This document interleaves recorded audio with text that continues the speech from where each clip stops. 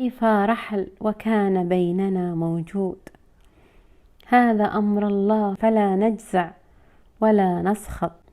أب حنون وأخ يغمر الكل بلطفه، إنسان راقي وأصيل والكل بالخير يعرفه وبالجود يذكره.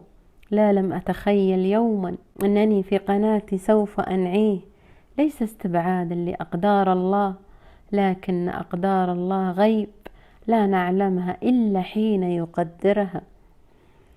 كان يزور قناتي من حين إلى آخر وأنا معه على طول أذكره.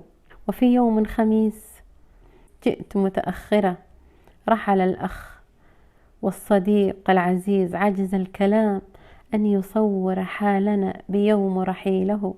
كان الصمت يخيم علينا وزادنا الصمت حزنا فوق أحزاننا عليه. لم نذكر من الكلام إلا الله يرحمه ويحسن إليه.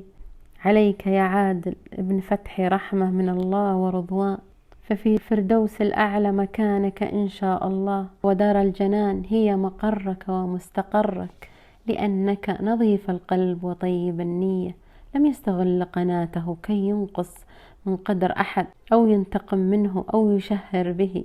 كان يوجه النصائح ومعها انتقاد لاذع كي يصحو كل من غفل عن الصواب ونساه. ما أصعب لحظات الفراق وما أقسى نيران الوداع بين الأهل والأصحاب، حين يكون الوداع وداعا إلى الأبد. الناس الطيبة بسرعة البرق ترحل وهي مستعجلة، وعادل ابن فتحي ترك لنا أثر طيب في نفوسنا وأثر فينا. إنسان محبوب وخلوق ليس عنده عقد، ووجهه بشوش وابتسامته عريضة، لكن الشيء الذي هون علينا فراقه ورحيله أنه توفي على الفطرة ولم يلحد ولم يكفر.